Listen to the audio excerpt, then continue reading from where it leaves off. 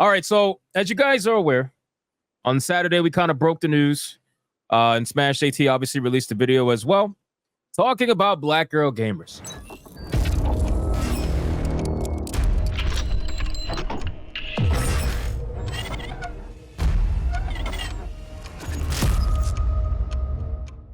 BGG. Obviously, I had to shorten their name in the title because I couldn't fit everything. But black girl gamers decided it was in their best interest to copyright strike SmashJT's channel, and they did it out of nothing else other than spite. Obviously, they are trying to silence the conversation that is continuing to grow in Gamergate 2.0. This article is on SmashJT's own website.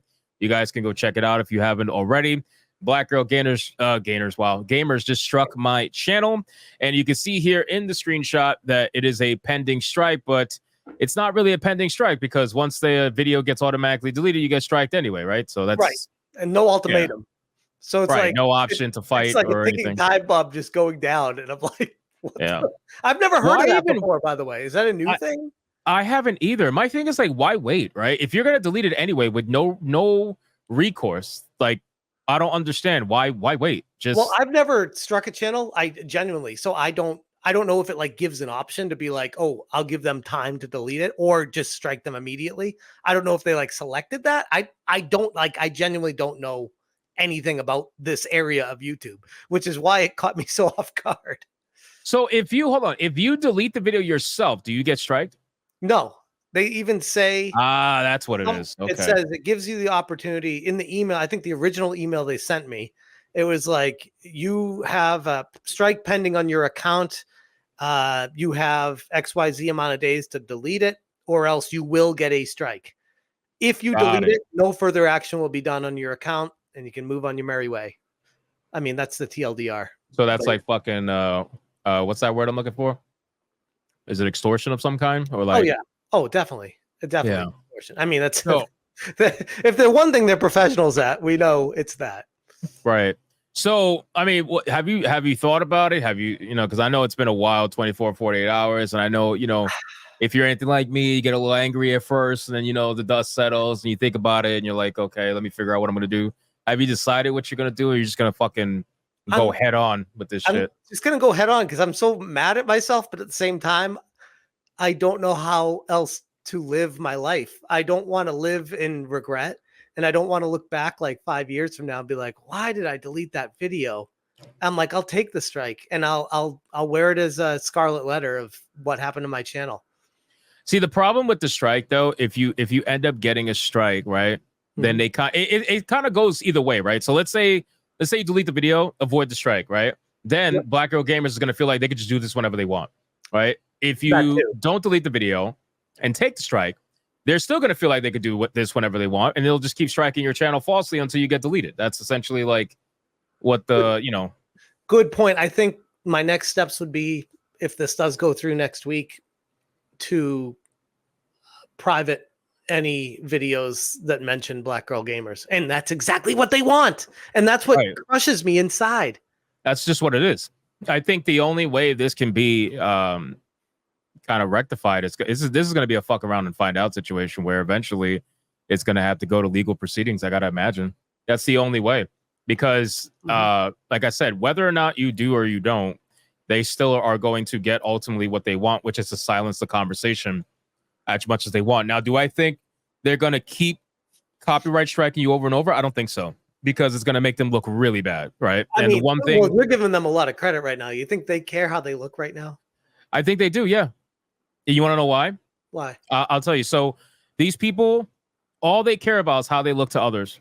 This is the entire reason why they are fake virtue signalers. The people who want to push the perception of virtue on Twitter all the time, they're constantly trying to convince everybody else they're great people. They're amazing people. So I think their image is really big for them. Now, granted, I think that you're right in the sense that they don't care about their image when it comes to how we view them, right? But ultimately, the internet, if the internet finds out, oh, these people are just copyright striking everybody for fuck all, like for whatever reason, it's gonna look a little bit bad. But I think you're right to an extent. They are extremely fucking toxic losers.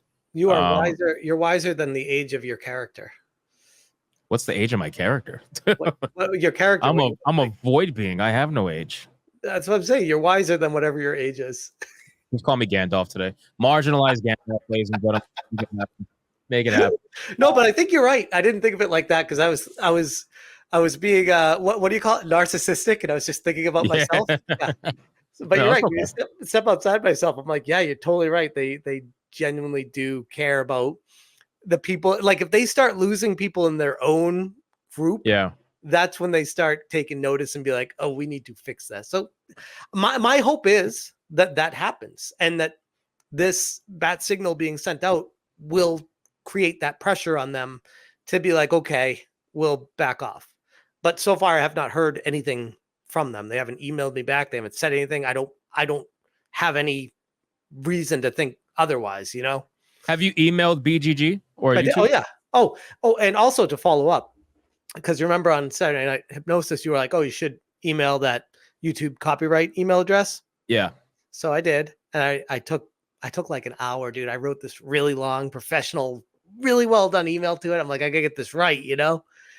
And like 2 minutes later, automated reply from a general account. Thank you so much for your inquiry. Here are some links for you. Nice. I'm All like, right, well, motherfucker. at least you kind of tried, you know. I tried. To be honest, in situations like this, I've seen people reach out to the quartering, because I know the quartering has a lot of connections over on YouTube. Which is interesting because he is mainly Rumble these days. He is, but I think he has a contact at YouTube who handles a lot of issues, and I've seen him handle, or at least help handle, a lot of issues with other creators that aren't even him, and usually it has to do with like monetization and stuff like that, or sometimes false copyright strikes. So that's why I think somebody actually I think Jeremy tagged. Oh, did he? Because I missed that. Yeah, Dude, I've been like getting.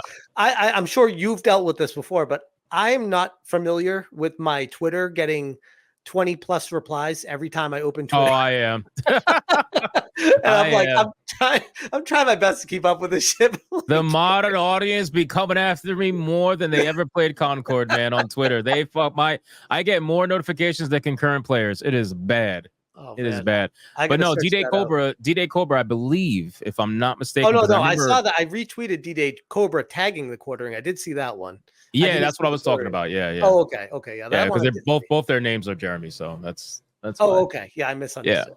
Yeah. So yeah, but what I was trying to say is with the quartering, he is a good like source when it comes to handling YouTube bullshit.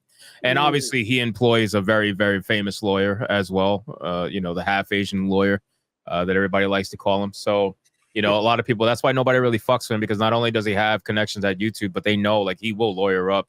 Guy's a millionaire. He will handle it. No problem. So ultimately, I think that this is them trying to test the waters. I think this is Black Girl Gamers trying to test the waters and using you to test it, where they're trying to see if you will do anything about it, essentially. Did you think, because this is the other thing, the other angle.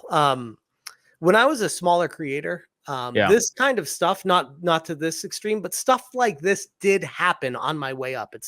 This is definitely not my first rodeo with this.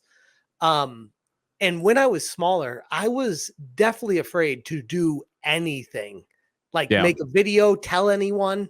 Like, it's just like, oh, I don't, because what happens if it causes a Streisand effect on me, where more people want to take me down? Like, that was my mentality. Like, and now I got to the point where I'm like, I just don't give a fuck. I'm like, no, fuck these people for doing this to me. I'm telling everyone about it, because there are no secrets in my world. I tell everyone what happens as soon as I know about it. So right.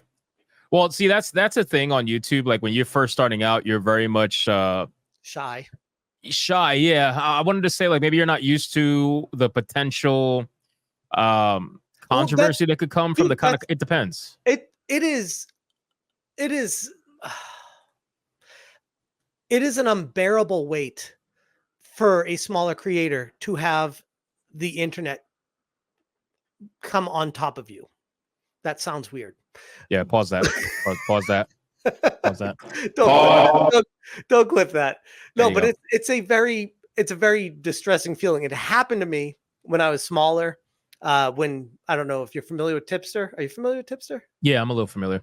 So back in the day, Tipster was actually respected at one point, believe it or not.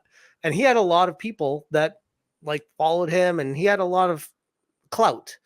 And I got into it with him over, as usual, I don't even remember what it was. And he sent the dogs after me. And dude, I was like losing sleep over it. I was tossing and turning. I was like, man, everyone's destroying my channel, giving me dislikes. I'm getting all this shit talk in my comment section on every video I upload. And it was mentally ruining me. And I think part of the perception of Black Girl Gamers is they think that that's the power they have to do this to someone. And, Right. and to a lesser mentally prepared person, that's what it does. And I feel like I had to go through these trials and tribulations of YouTube and go through the gamut to not feel that way. And that's why I tell people, like, pursue YouTube if you want to. If you find a passion in it, do it. But it will wreck you if you're not ready for it.